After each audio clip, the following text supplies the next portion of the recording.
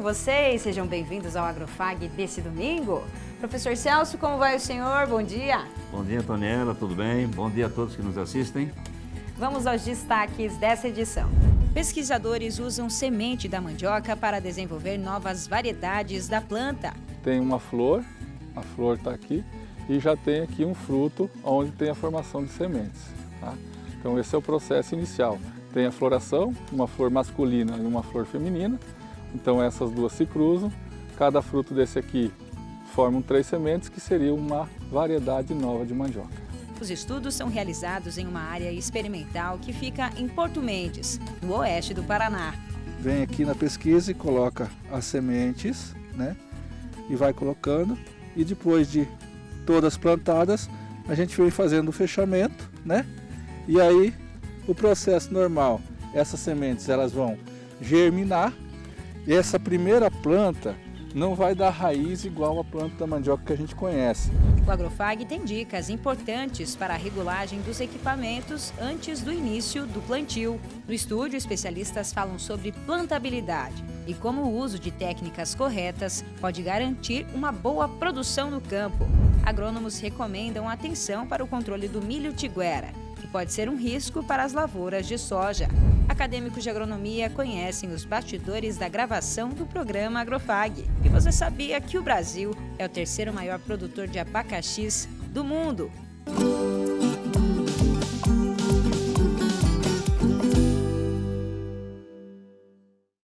Professor Celso, o senhor já viu uma semente de mandioca? Eu já vi uma semente de mandioca, Antoniela, mas acredito que muitos produtores não sabem da existência de semente. É isso mesmo, a gente tem aqui imagens na tela, então, para mostrar essas sementes de mandioca. Ela não é muito conhecida por conta da forma de produção, né? Já que é usada a rama da mandioca ao invés da semente na hora de plantar. E essas ramas são chamadas de manivas. É isso mesmo, professor. Mas é através da semente que se iniciam as pesquisas de melhoramento que dão origem a novas variedades. Um processo que pode levar de 10 a 15 anos. A nossa equipe foi até uma área experimental onde são realizados estudos sobre cultivares de mandioca destinadas para a indústria e também para a mesa. Olha só. Esta é uma área de pesquisa sobre o cultivo da mandioca. Ela tem 50 hectares e fica em Porto Mendes, distrito de Marechal Cândido Rondon, no oeste do Paraná. Aqui, o Instituto de Desenvolvimento Rural do Estado, o IDR, e a Associação Técnica das Indústrias de Mandioca, a ATMOP, trabalham no estudo de novas variedades e no aprimoramento das técnicas de cultivo desse que é um dos alimentos mais consumidos do Brasil.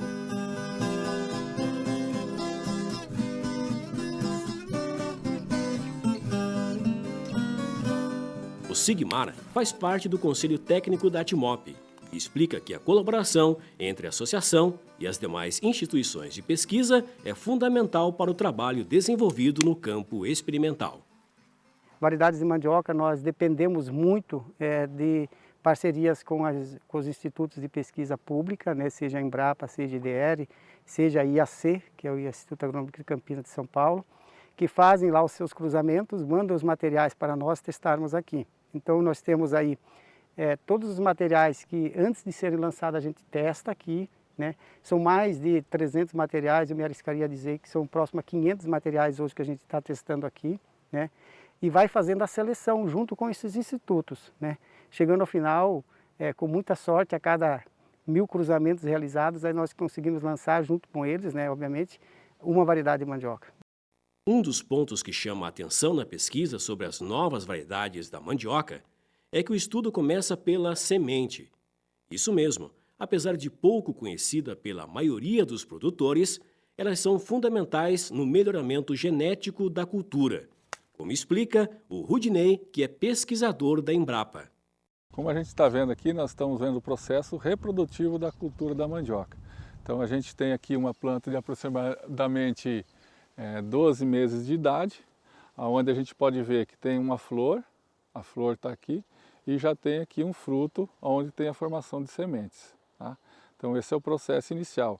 Tem a floração, uma flor masculina e uma flor feminina, então essas duas se cruzam, cada fruto desse aqui formam 3 sementes, que seria uma variedade nova de mandioca. Cada semente é uma nova variedade de mandioca.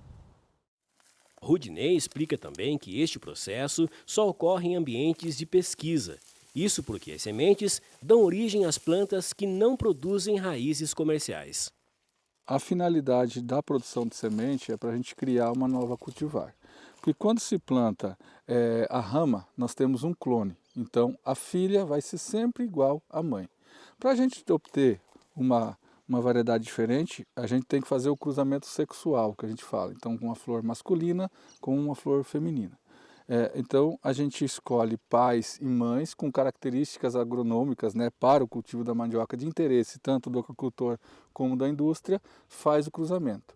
Após esse cruzamento, vai formar aquela baguinha, né, o fruto, onde é que tem sempre 3 sementes. Então, na pesquisa a gente coloca um saquinho, porque ele é deiscente, ele estoura, igual a produção de mamona, né, quando está seco ela estoura. Então a gente coloca um saquinho, a gente faz a obtenção dessas sementes. Após isso, a gente sempre separa assim, que é do mesmo pai, da mesma mãe, forma canteiros, que nem aqui, né? E aí a gente pode vir, aqui eu já plantei, já fiz a colocação das sementes, então vem aqui na pesquisa e coloca as sementes, né? E vai colocando, e depois de todas plantadas, a gente vem fazendo o fechamento, né? E aí o processo normal, essas sementes elas vão germinar, e essa primeira planta não vai dar raiz igual a planta da mandioca que a gente conhece. Essa primeira planta oriunda de semente, ela dá uma raiz pivotante, somente uma raiz. Pivotante assim, igual cenoura. Você arranca é uma raiz só. Então a partir dessa depois a gente vai coletar essa raminha de mandioca, vai produzir as manivas e vai começar o plantio a campo. Então aí inicia o processo de seleção desses materiais no campo. Então ano a ano a gente vai multiplicando, observando as características que a gente quer, por exemplo, arquitetura, resistência à doença, produtividade, se for para mandioca de mesa, a questão de cozimento, e aumenta a multiplicação. A partir de 10 anos mais ou menos de pesquisa, quando se testou nos mais variados ambientes, a gente faz o lançamento de uma nova variedade. Então, para obtenção de uma nova variedade, inicia-se no cruzamento e obtenção de semente. Então a semente serve para isso. O produtor rural, ele já vai chegar e vai plantar só a rama.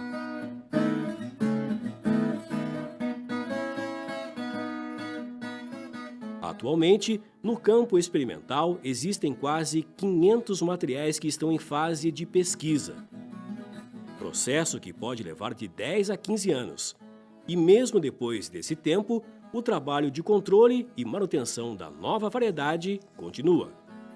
Aqui nesse caso, vocês podem ver, nós temos plantas aqui que elas foram indexadas. Então, como que é esse procedimento? A gente vem aqui com uma numeração, marca a planta, retira folhas dela, coloca num saquinho, identifica com o mesmo número daqui, manda para o laboratório.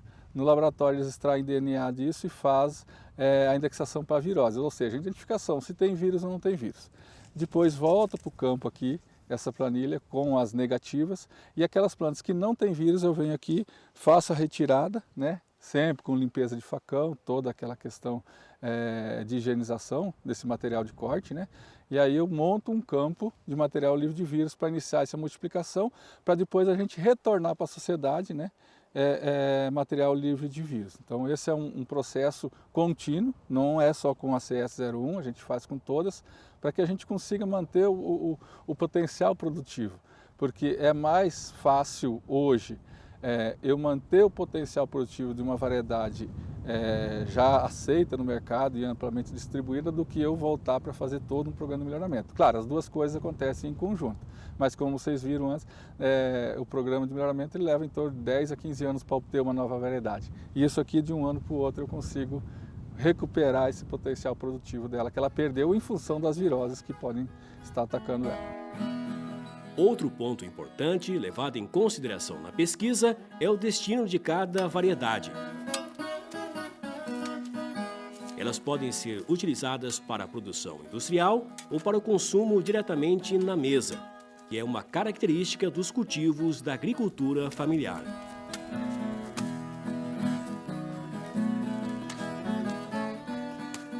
A gente trabalha com programa de melhoramento tanto para a mandioca de mesa como mandioca indústria. O início né, a parte de cruzamento de uma flor com outra, obtenção de raízes, a obtenção das sementes, ele é muito semelhante. A partir de obtenção, né, da semente, o programa de melhoramento ele muda um pouco.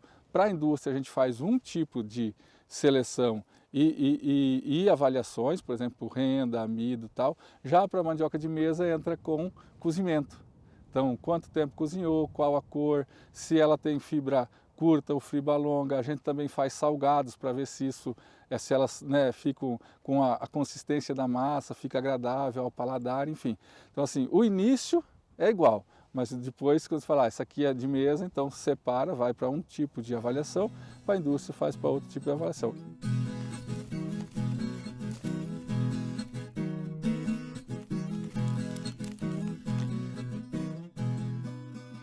O Sigmar acredita que a atuação da Atimop é fundamental para garantir a qualidade da mandioca, tanto para o consumo de mesa quanto para a indústria. Segundo ele, a associação oferece aos produtores acesso às melhores variedades e orientações sobre os manejos corretos.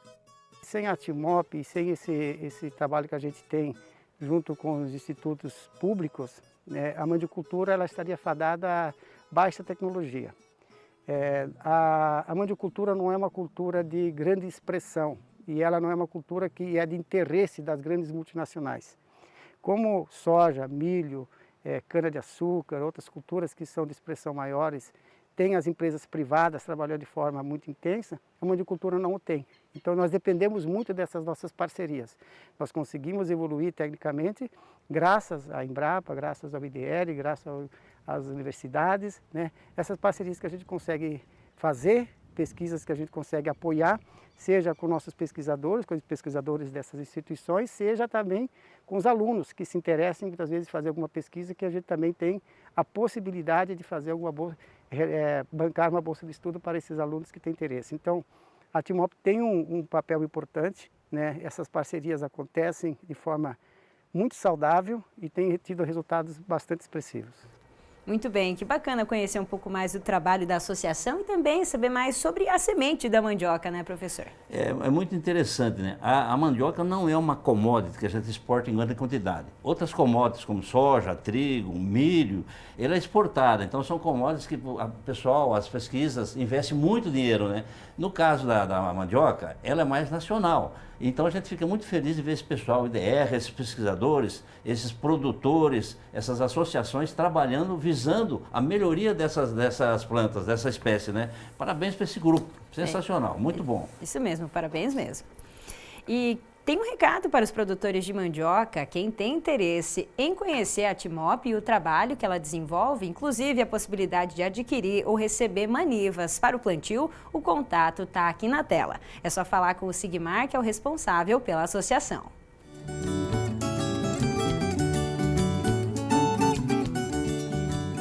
A gente começa o Agrofag pelo Brasil mostrando aqui essa imagem, que é da reportagem feita com a família Angst lá de Toledo, que tornou a propriedade autossustentável com a transformação dos dejetos de animais.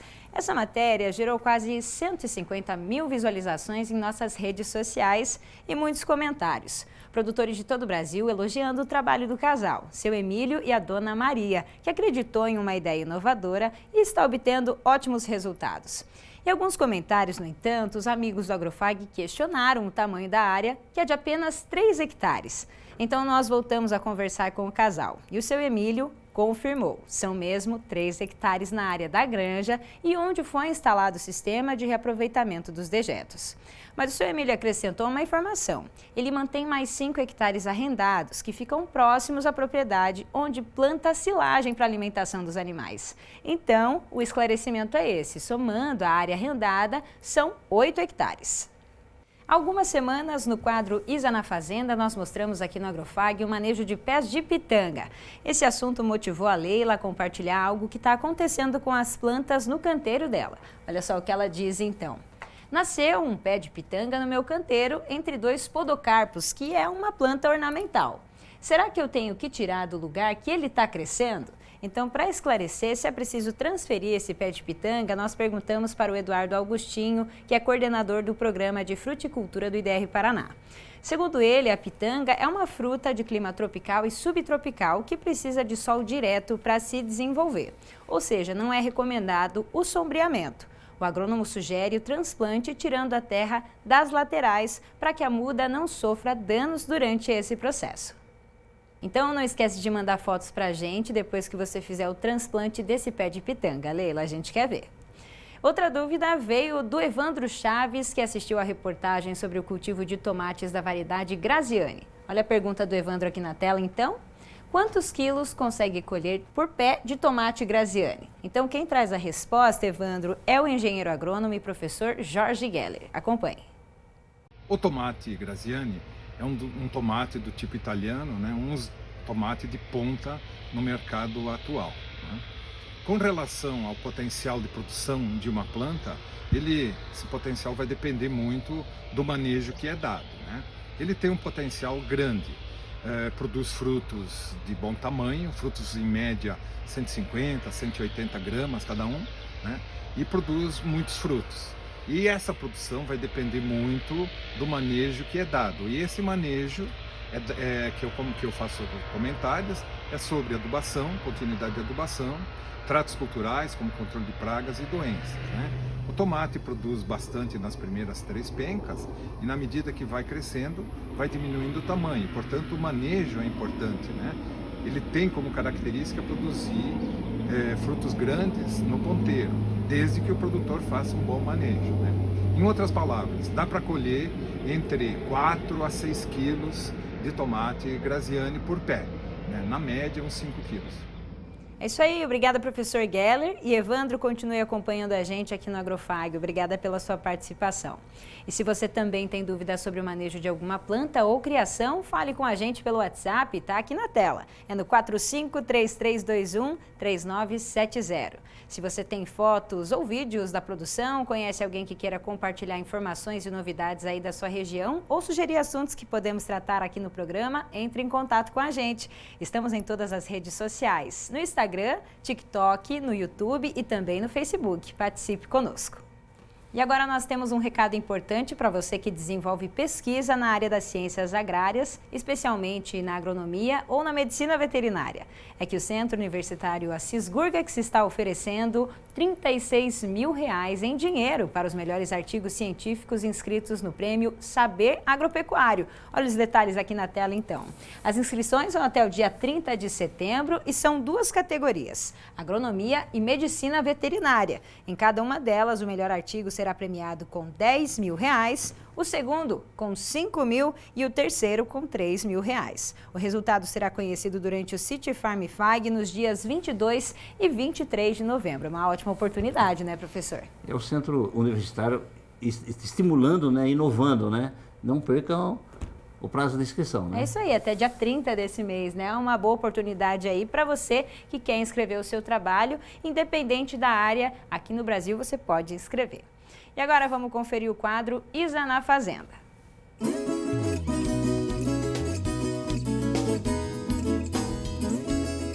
O abacaxi é uma das frutas tropicais mais emblemáticas do Brasil. De acordo com dados do IBGE, o nosso país é o 3º maior produtor mundial de abacaxi, atrás da Costa Rica e das Filipinas. Nos últimos anos, os brasileiros produziram cerca de 2,5 milhões de toneladas de abacaxi, concentrando-se principalmente nos estados do Pará, Paraíba, Minas Gerais e Bahia. Em particular, a região Nordeste se destaca como o maior polo produtor, beneficiada pelas condições climáticas favoráveis para o cultivo da fruta. O cultivo segue práticas agronômicas que variam de acordo com a região. O plantio ocorre em geral em áreas com temperaturas mais elevadas. O processo de plantio geralmente é realizado com mudas oriundas da própria planta, chamadas rebentos ou filhotes, que surgem ao redor da base da fruta ou no caule da planta-mãe. Essas mudas podem ser colhidas e plantadas diretamente no campo, o que facilita a multiplicação do abacaxizeiro. O espaçamento ideal entre as plantas é de aproximadamente 45 centímetros e 1 metro entre os canteiros, para garantir a ventilação e o crescimento adequado. A colheita do abacaxi ocorre em média de 18 a 24 meses após o plantio. O ciclo varia conforme o manejo adotado e as condições climáticas. A fruta é colhida manualmente com cuidado para não danificar a coroa, que pode ser reutilizada como muda. Aqui na Fazenda Escola, nós cultivamos o abacaxi pérola, uma variedade muito consumida no Brasil, especialmente pelo sabor doce, aroma característico e polpa clara. Essa variedade é bastante popular em regiões de clima tropical e subtropical, sendo bem adaptada para o cultivo no Paraná. Esses abacaxis foram transplantados em março de 2023, o que é um momento adequado. Agora, 18 meses depois, a colheita está se aproximando. Durante esse período, realizamos um acompanhamento constante, desde manejo no solo, com adubação, o controle de pragas e doenças, até a irrigação adequada. Uma das curiosidades mais intrigantes sobre o abacaxi é a forma como a fruta se desenvolve. Diferente de muitas outras frutas, que surgem de flores ou frutos pequenos, o abacaxi cresce na parte superior da planta, acima das folhas. A estrutura da planta é composta por um caule robusto que se alonga para formar o que chamamos de pedúnculo, sobre o qual a fruta se forma.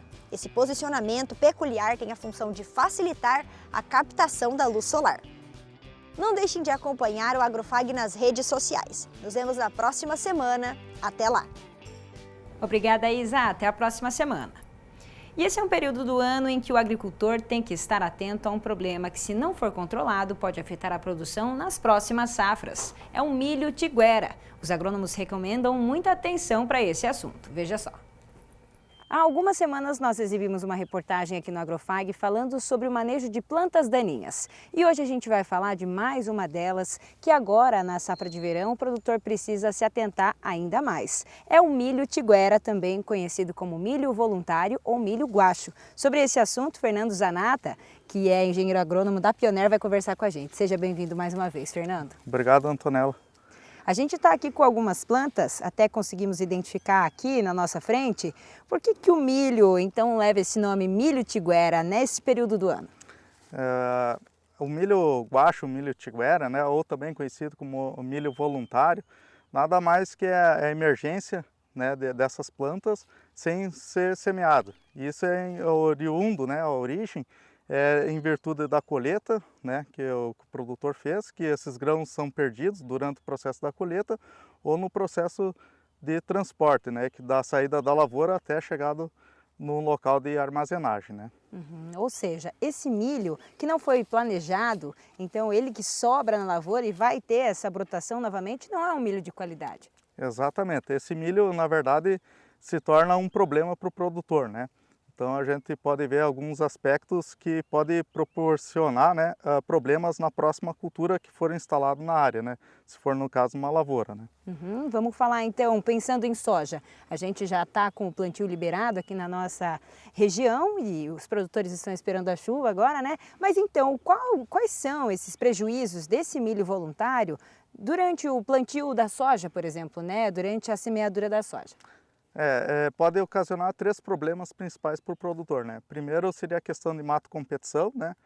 Tem alguns estudos que mostram, por exemplo, em 1 metro quadrado, pegando 1 metro, né? O produtor medindo 1 metro por 1 metro quadrado, e ele tiver, vamos dizer, uma planta nesse 1 metro quadrado, e esse milho tiver, por exemplo, em torno de 3 folhas, de 2 a 3 folhas, pode ocasionar uma perda aí de 10 a 20% no potencial produtivo. E casos mais extremos, por exemplo, tiver mais de 4 ou 5 plantas nesse 1 metro quadrado, nesse mesmo estádio, né? Tanto no milho ali com 3 a 4 folhas e a soja em torno aí segundo ou terceiro trifólio, né? Nessa fase inicial pode chegar perdas em aproximadamente até 50%. Esse é um dos aspectos.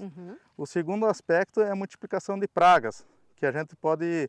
Pragas comuns, tanto na cultura da soja quanto no milho, como por exemplo o percevejo, lagartas. Também pode acelerar a perda do funcionamento das biotecnologias que controlam lagartos na cultura do milho. Porque quando esse milho guacho voluntário que está ali, ele é um milho que ele emerge numa segunda geração, né? Então, tu tem um híbrido, né? Então, quando tu tem um híbrido e o produtor colhe essa espiga, é um milho que já não tem a quantidade suficiente de proteínas para matar essas lagartas, né? Então pode ocorrer o processo de perda da biotecnologia acelerada. E sem dúvida a principal praga é uma ponte verde que pode criar aí para a cigarrinha do milho, que hoje é uma das principais pragas aí de desafio na cultura do milho, né? E ela vem, tu tendo esse milho guacho aí, tu vai estar multiplicando na região, né, e na propriedade do produtor. E futuramente ainda tu pode manter um banco de doença na propriedade, né? Então, ou seja, o terceiro aspecto, que tu aumenta a pressão de doenças. Não só doenças do milho, né, como doenças biotróficas ou necrotróficas, mas principalmente as doenças que a cigarrinha transmite, né, o fitoplasma, espiroplasma e vírus raiado fino. Você falou desse termo ponte verde, né? Para a gente relembrar para quem está nos acompanhando. Então, essa ponte verde vai acontecer porque literalmente esse milho vai continuar na lavoura, esse milho que de repente está abrigando aí, né, alguns ovos de cigarrinha ou percevejo nesse caso, e vai dar essa continuidade no ciclo. Por isso que é preciso o produtor manejar. Exatamente, porque assim, o ciclo médio da cigarrinha é em torno de 60 a 90 dias. E se você tiver o alimento, que é o alimento preferencial da cigarrinha, é o milho, né? Então ela vai ter como perpetuar a espécie e mantendo até o produtor instalar novamente a lavoura de milho safrinha, né? Depois que tirar o milho, depois que tirar a soja, né?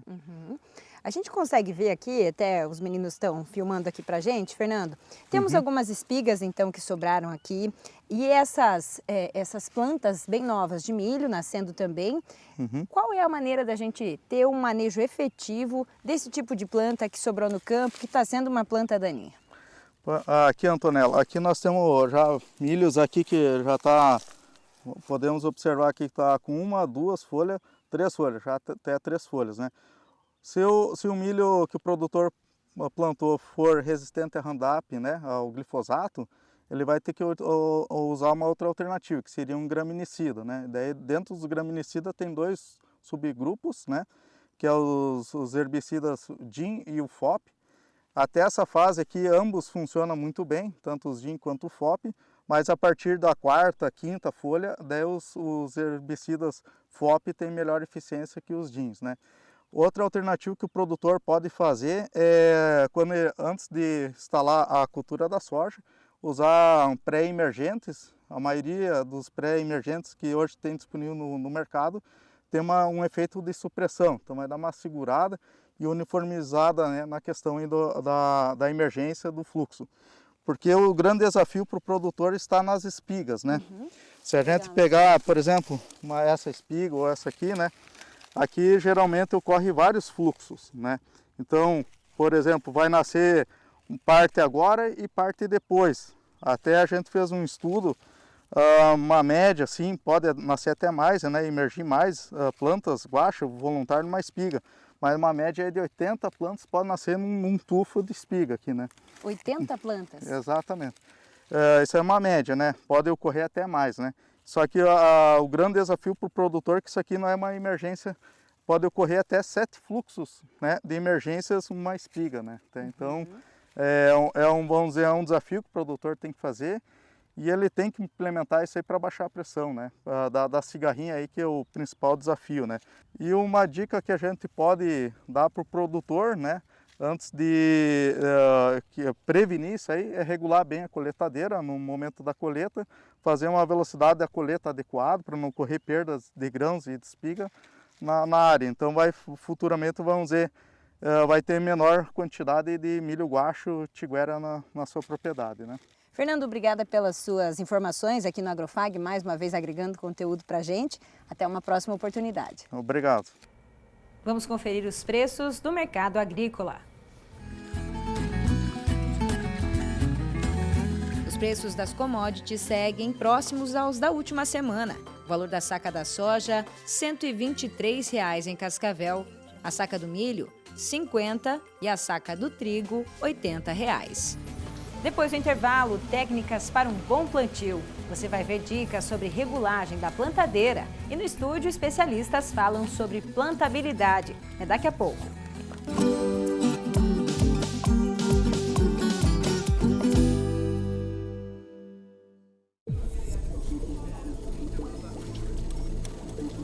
Professor, terminamos. Rei Fag, apresente-se. Educação, inovação e empreendedorismo.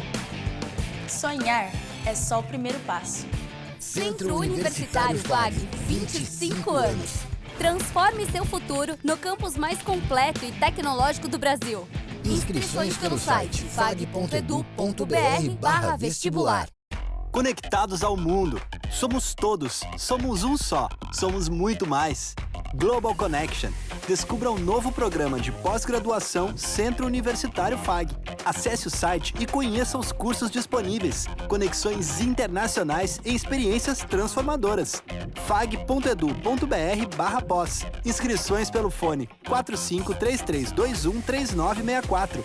Pós-graduação Centro FAG. Global Connection. Realize.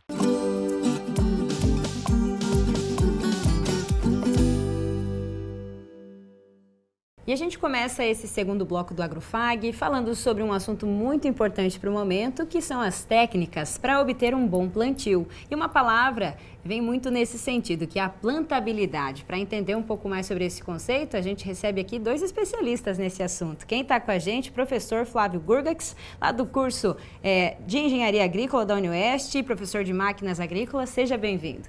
Olá, obrigado.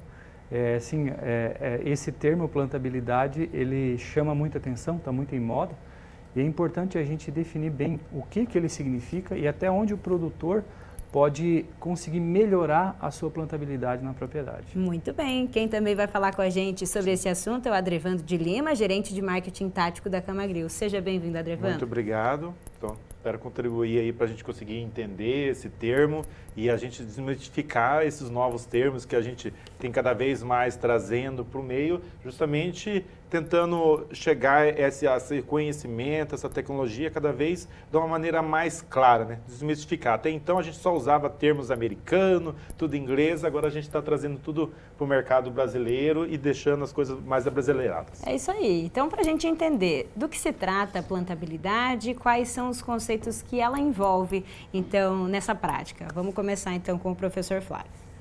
A plantabilidade, ela tem uma definição básica, que é a gente trabalhar conseguir colocar a semente no local adequado, na profundidade adequada e no espaçamento adequado. Eu vou um pouco além disso.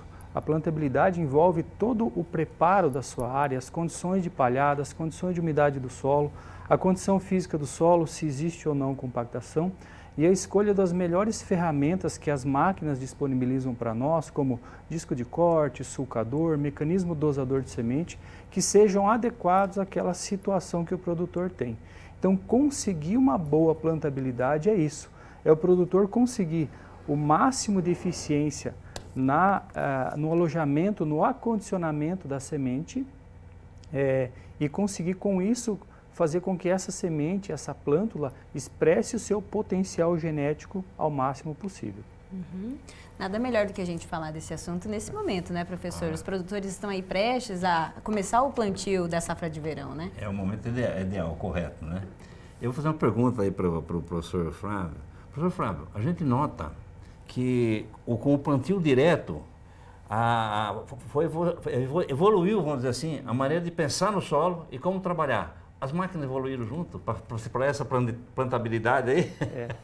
As máquinas, eu acredito muito que os fabricantes começaram uma evolução mais consistente a partir do momento que o plantio direto ficou estabilizado. Né? Então, a gente consolidou ele. Então, hoje a gente tem uma realidade de plantio direto com uma quantidade de palha característica, com uma densidade do solo característica. E essa evolução das máquinas veio de encontro a solucionar as demandas do produtor rural, que é num solo um pouco mais compactado, que é o que a gente tem nos nossos solos argilosos, região oeste do Paraná, que são mais suscetíveis à compactação e com pouca rotação de culturas, a gente tem a necessidade de romper uma camada compactada e fazer o alojamento da semente numa camada onde eu encontre água para que essa semente comece o processo de germinação. Então, a evolução dos mecanismos, principalmente de solo, eu acredito que foi a última etapa a acontecer, porque os mecanismos dosadores de fertilizante, dosadores de semente, eles evoluíram rapidamente. Então, nós temos dosadores hoje que têm uma precisão muito boa, chegando lá a 99% de precisão na distribuição de semente. Mas não é só ele o responsável por isso. Existe uma interação entre o dosador, o tubo condutor, a vibração da linha, que resulta interfere no acondicionamento e na boa distribuição dessa semente. Então, as máquinas sim evoluíram, mas é preciso ficar muito atento à utilização correta e à decisão correta de qual das ferramentas você vai utilizar para a sua condição específica.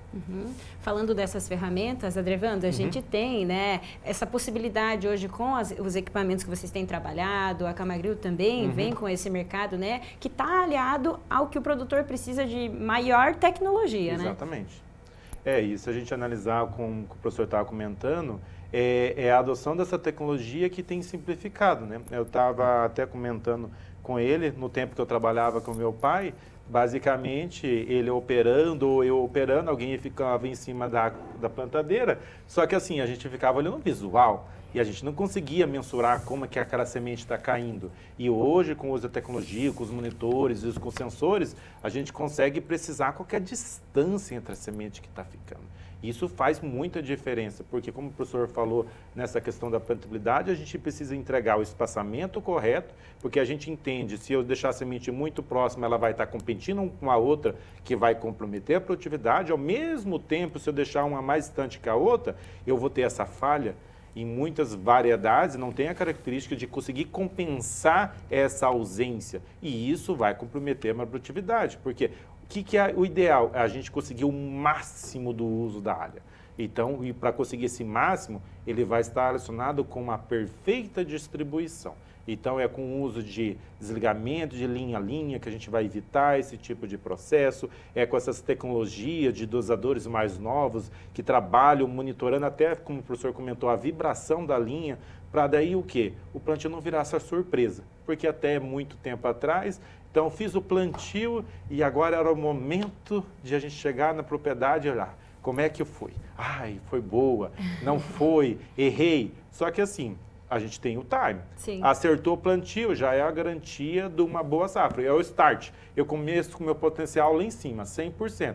A gente entende hoje, pelas avaliações e pelos estudos de pesquisa, se eu tenho a emergência de uma maneira uniforme, eu não vou ter aquela competição. Se eu demorar um dia a mais, ou seja, o ideal seria hoje em torno de 5 dias após o plantio, a emergência. Se eu demorar um dia a mais, esse potencial de 100% já vai cair para em torno de 90%. Se eu demorar um dia extra, já vai cair para 80%, porque essa planta que emergir primeiro, ela vai ter a dominância da fotossíntese, ela vai ter uma área, ela sempre vai estar à frente daquela que emergiu depois, que não vai conseguir. Se a gente imaginasse na floresta, é como se tivesse aquela árvore grande e aquelas árvores mais embaixo. Então, essa aqui, ela nunca vai conseguir o mesmo potencial produtivo daquela que emergiu primeiro. E são detalhes que fazem toda a diferença. Isso aí, a gente vai ver na prática esses detalhes, então. A nossa equipe conversou com o Adriano Amorim para ver como é que é na prática essa demonstração. Vamos ver então, Reinaldo Japer que conversou com ele, olha só.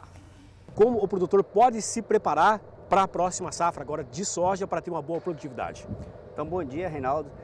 Assim, a primordial é você escolher uma semente realmente de qualidade, né? E depois se atentar a vários pontos que a gente tem de ajuste na plantadeira.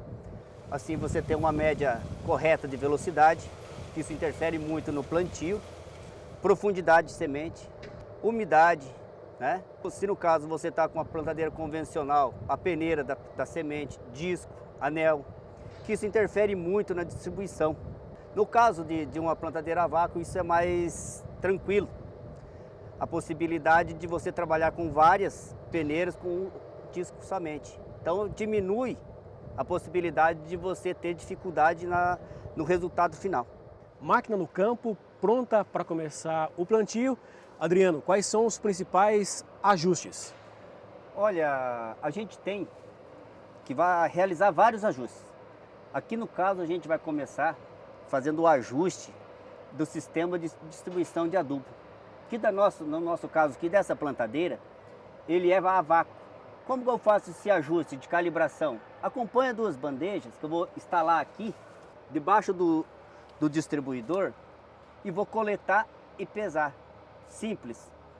Só faço a comparação. Lá deu 2 quilos, coletei 3,5 kg, só digito lá 3,5 kg, está calibrado o meu sistema. Se não ajustar, o que pode refletir? Numa variação aí de solo, que o seu agrônomo lá determinou para você, 600 quilos por alqueire, né? Você não jogar essa quantidade correta, jogar menos, te acarretará o quê? Perca de produtividade futura. O próximo passo agora é a gente calibrar quantas sementes você quer distribuir em um metro. No caso, se for 10 sementes por metro, no caso dessa plantadeira aqui é de espaçamento de 50, vai dar 200 mil sementes. Eu somente digito no sistema Precision Plant da nossa plantadeira, ali no monitor, por hectare. Está feita a calibração, tá bom? Aí a gente vai partir para o próximo passo, que daí já é mecânico. Os ajustes mecânicos são necessários. Como? Aqui pressão do disco de corte, vai variar muito do terreno mais duro, mais pressão, porque eu preciso de que ela realmente corte a planta para não ocasionar o quê? Embuchar, né? Ficar aqueles bolos no meio da roça. Então, aqui começam os ajustes mecânicos. Pressão do disco de corte, conforme o seu terreno. Aqui, a pressão do sulcador, né? No sulcador aqui também, eu tenho vários ajustes, como eu posso descer ele mais, se eu quero mais profundidade. E também eu posso intercalar, vocês estão vendo vários ajustes aqui, ó, para uma maior vazão.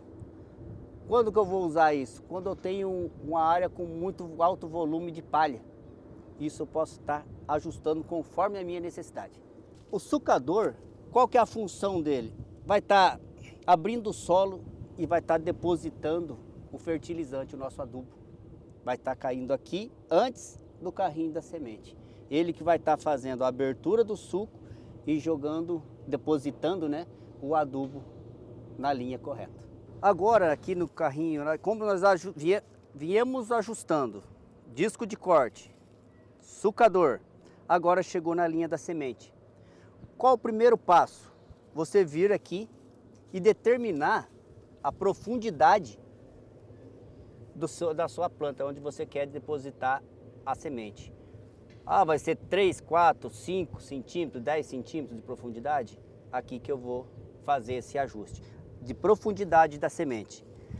Logo após, eu vou estar determinando também a pressão do carrinho, do compactador aqui atrás.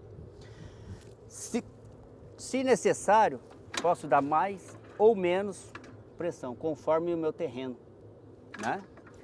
E aqui o carrinho, que vai com o compactador, o angular, para eu cobrir, jogar mais terra no suco, menos terra no suco, conforme a minha necessidade. Ele vai fechar, tem que fechar uniforme a minha linha de plantio. Para a soja, tem um padrão para você começar ou é muito questão de avaliação mesmo para você saber o ponto certo? Na realidade, sempre a gente observa muito o solo, o tipo de solo que determina. Um solo mais duro, você vai dar um pouco mais de pressão, porque senão vai flutuar o carrinho da cobertura e não vai fazer o trabalho correto, tá bom? E aqui a parte angular, se é um terreno que tem muito torrão, está muito seco, tem pedras, se eu deixar um pouquinho mais fechado a dianteira, ele não vai estar entrando e travando, entendeu? Aí eu consigo ajustar conforme o que mais determina mesmo é o tipo de solo. E para manter a uniformidade da semeadura, aqui é um ponto-chave, né, Adriano? Na realidade, é um dos mais importantes aqui. Esse dosador é o V7 e aqui ele está equipado com o V-Drive, que é esse motor elétrico aqui que vai fazer a distribuição da semente ao solo. No caso aqui está equipado com o Precision Plant. Esse V-Drive, ele tem vários ajustes, vários recursos a mais do que uma plantadeira convencional. Ele tem compensador de curva. O que é isso? Se eu estiver trabalhando por nível, acompanhando curva, esse motor do lado de cá vai rodar menos, aquele ali vai rodar um pouquinho mais, e consequentemente, para o quê? Para eu manter a minha distância de semente igual. Se eu estou jogando 10 sementes por metro, realmente vai estar os 10 centímetros. Se ele rodasse ao mesmo tanto, aqui cairia mais semente. Então ele tem essa compensação. Tá? Então esse daqui é muito importante. Ele é o primordial para que toda a distribuição funcione correta. No sistema antigo, né, mais comum que a gente tem, é na caixa de recâmbio, que você vai encontrar as engrenagens para jogar as 10 sementes que você necessita. No caso daqui não, a gente só digita normalmente só lá no monitor. Muito bem, é uma série de fatores envolvidos aí realmente, né, professor? Com certeza. Até eu quero dirigir uma palavra para o Flávio, né? Antigamente, o agricultor, ele queria saber da semente, vigor, germinação, e tinha os maquinários lá que estavam mais, né? E hoje, essa geração nova quer saber de máquina, quer ver isso daí, né? Exato. Eu pergunto, tem que ter para você ter uma boa plantabilidade, vai ter que fazer muita coisa nesse intervalo entre a semente e a máquina, né? Embora a máquina veio dar a mão principal nesse momento, né? Exato, é uma ferramenta importante, mas existe uma interação entre a semente, a máquina, o fertilizante, o tipo de solo, a condição de solo no momento do plantio em relação à umidade, né, a densidade, a compactação. Então, o produtor, eu costumo dizer que hoje a agricultura é feita no detalhe. Nós temos muitas opções boas de tecnologia, de ferramentas, de insumos de qualidade, né, e é importante escolher esse insumo de qualidade, mas um bom ajuste da máquina, uma boa definição de quais ferramentas vão ser utilizadas, igual a gente assistiu no VT, que é importante ajustar a pressão do disco para fazer o corte da palha, ajustar a pressão que você vai colocar no sulcador de fertilizante em função da condição do solo no momento do plantio. Sim. E depois fazer a conferência para poder tomar uma nova decisão. As ferramentas tecnológicas que temos hoje nos ajudam a fazer uma regulagem mais rápida. Né? Antigamente a gente usava um monte de chave para mudar a regulagem, hoje não. Hoje muitas vezes com um toque no painel, dentro da cabine do trator, você consegue fazer o ajuste. Mas é importante que o produtor saiba que tem que fazer esse ajuste, qual que é o momento adequado e quanto você vai mudar, aumentando a pressão ou mudando alguma outra regulagem. E eu acho que, complementando o que o professor falou, esse ajuste é contínuo.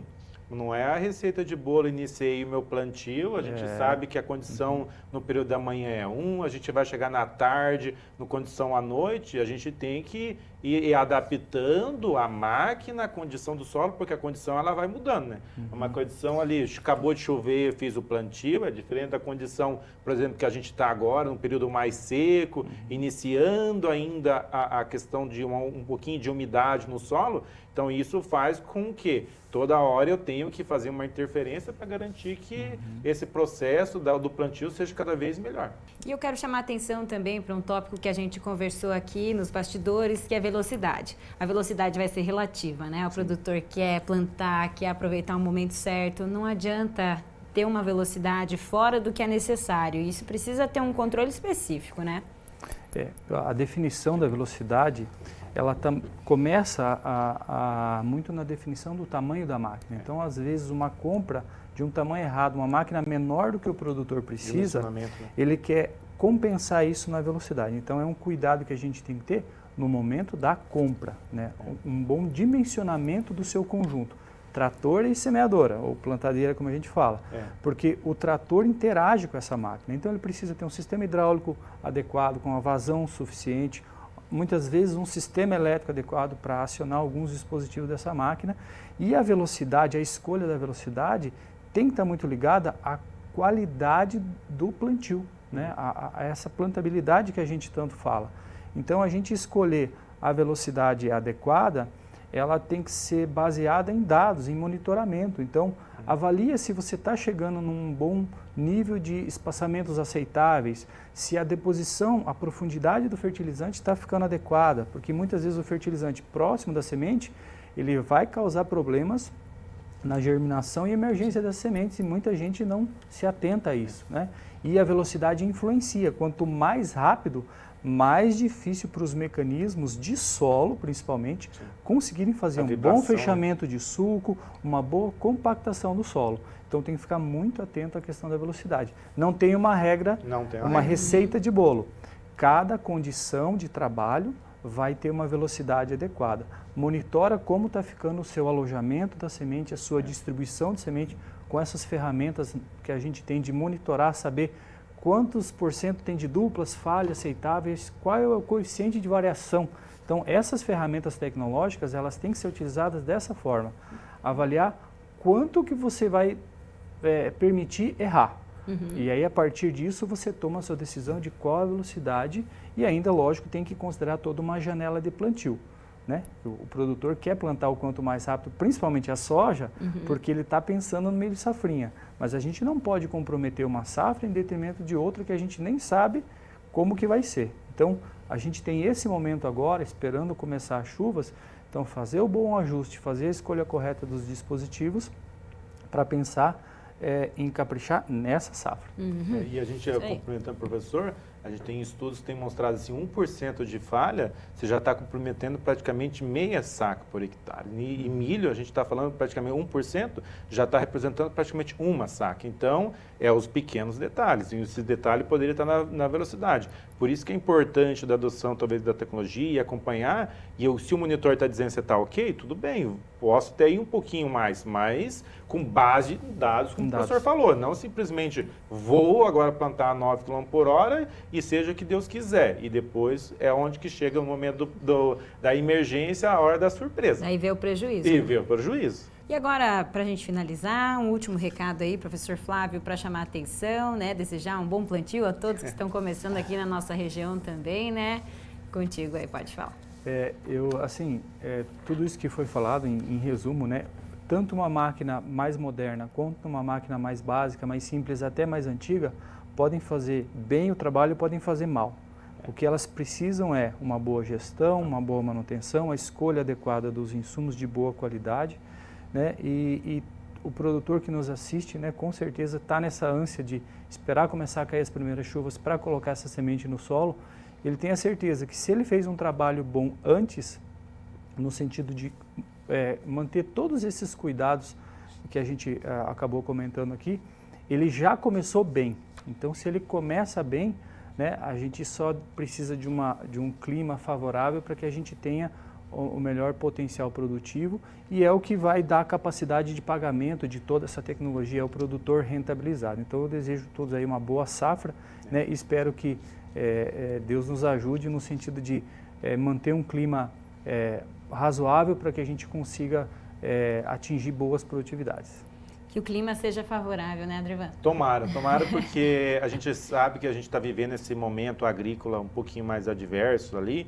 E assim, tem sido muito surpresa, né, professor, nos últimos anos, né? Porque eu acho que estamos na hora de dar uma estabilidade climática aí para fazer o processo, porque ou é muita seca ou é muita chuva. A gente lembra no ano passado a questão de incidência de chuva em demasia. Então, desejo a todos os produtores da região que estão nos assistindo uma excelente safra, né? Que a gente consiga produzir cada vez mais e assim, ficar atento, né, dentro da sua capacidade de tirar o melhor proveito, tanto com o uso de tecnologias, quando a gente fala agronômicas, com o uso de fertilizantes, adubação, essa questão de foliar, até do tratamento químico que a gente acaba fazendo com a semente, como também na parte mecânica, com o uso dos equipamentos da melhor maneira possível, né? Muito bem. Pessoal, obrigada pela participação. Vamos agora acompanhar como ficam as condições do tempo para os próximos dias aqui na região.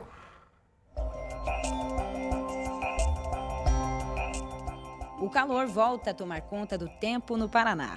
Temperaturas ultrapassam os 30 graus em várias cidades, no período da tarde principalmente. E a umidade relativa do ar segue abaixo dos 30 graus, algo que o CIMEPAR destaca, já que o risco de queimadas também é alto com essas condições. Em Cascavel, hoje a máxima pode chegar aos 34 graus, com predomínio do sol e poucas nuvens no céu. Até quarta-feira, o tempo segue assim. Essa onda de calor se intensifica nos próximos dias também lá em Guaíra. Hoje os termômetros podem chegar aos 36 graus, tempo bastante seco. No mesmo sentido de Cascavel, o tempo permanece abafado. Na quarta-feira, por exemplo, a variação nas temperaturas fica entre 21 a 37 graus. E em Foz do Iguaçu, o domingo contará com céu claro, sem nuvens no céu. A mínima é de 20 e a máxima é de 33 graus. De segunda a quarta-feira, bastante calor e estabilidade no tempo pela cidade das Cataratas também. A chuva deve ocorrer na região novamente a partir do próximo fim de semana, no sábado, dia 14 de setembro. No próximo bloco, calouros de agronomia testam as habilidades em frente às câmeras na visita dos bastidores do Agrofag e também a participação dos telespectadores nas redes sociais. É já já.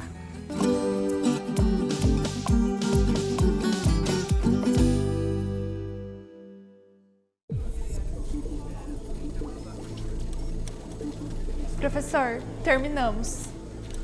Rei Fag, apresente-se. Educação, inovação e empreendedorismo. Sonhar é só o primeiro passo. Centro Universitário FAG, 25 anos. Transforme seu futuro no campus mais completo e tecnológico do Brasil. Inscrições pelo site fag.edu.br/vestibular. Conectados ao mundo. Somos todos. Somos um só. Somos muito mais. Global Connection. Descubra um novo programa de pós-graduação Centro Universitário FAG. Acesse o site e conheça os cursos disponíveis. Conexões internacionais e experiências transformadoras. fag.edu.br/pós. Inscrições pelo fone 4533213964. Pós-graduação Centro FAG. Global Connection. Realize.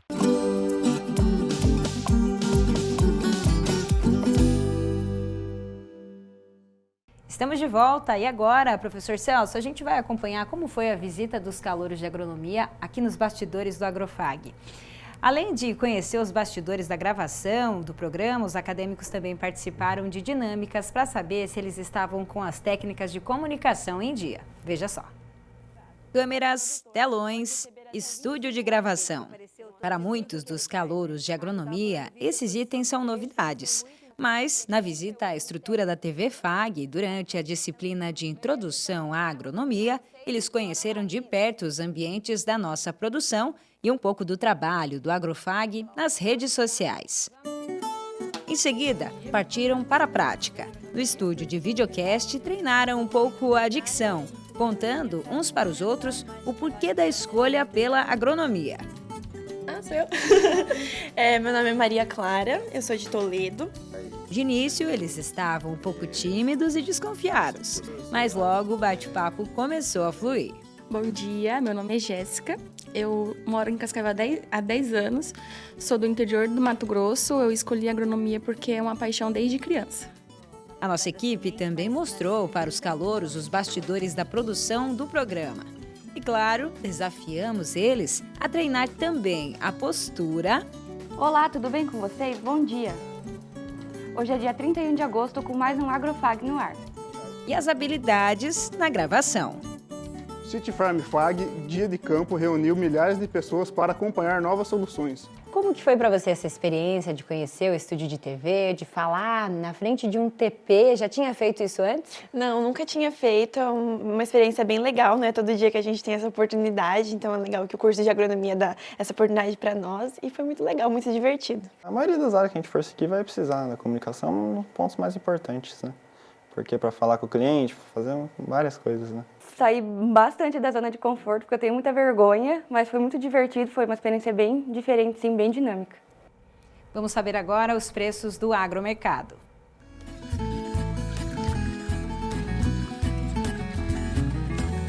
A arroba do boi gordo em Cascavel, R$ 230. O quilo do suíno, R$ 6,30. E o quilo do frango, R$ 4,01. Hora da gente ver a participação de vocês, telespectadores, nas nossas redes sociais. A gente começa mostrando uma bela imagem aqui, 2 fotos lindas, na verdade. Professor Celso, explica pra gente quem mandou essas fotos. Quem mandou foi o Luiz Carlos, meu irmão. Ele é um apaixonado pela natureza, tudo que ele planta ele colhe. É Pederneiras, estado de São Paulo. Lá em São Paulo, Pederneiras então. Pederneiras. Um abraço pro seu irmão que está assistindo a gente agora cedo. Um abraço. Um abraço. Vamos ver também, olha só, os tomatinhos cereja da Sônia Chiodi aqui de Cascavel, crescendo. Ela que já mandou mandioca, temperinho, agora tomate cereja. Muito bom. Temos também a Cida, lá de Braganey, ela que é produtora de café, de Braganey. Ela e o Paulo já participaram com a gente e ela mostrou agora os pés de café aí na florada. É lindo demais. Café em floração é espetacular. Um abraço para a Cida e para o Paulo também. Olha só a participação aí dos alunos do Colégio Agrícola de Toledo, que fizeram aqui parte do estágio deles aqui na Fazenda Escola, né, professor? Sempre parceiros aqui também no programa Agrofag. Olha só que interessante esses registros que a gente recebeu também de um grupo de agrônomos e parceiros também que estão viajando lá para os Estados Unidos e foram até a Zanger, maior produtora de sementes de milho pipoca nos Estados Unidos. Quem me enviou essas fotos foi a Simone Citolin, que está junto com o grupo, né? Seu Ayrton Citolin também está por lá, junto com um grupo de amigos agrônomos visitando algumas produções. E olha só a produção de milho pipoca. Sensacional, muito bonito. Um abraço para todo o grupo que está lá nos Estados Unidos. A gente quer acompanhar as novidades que vocês estão vendo por aí. Vamos seguir então aqui, olha só. Reitor do Centro Universitário FAG, seu Assis Gurgax, com as netas Aline e Nair e também a bisneta Duda.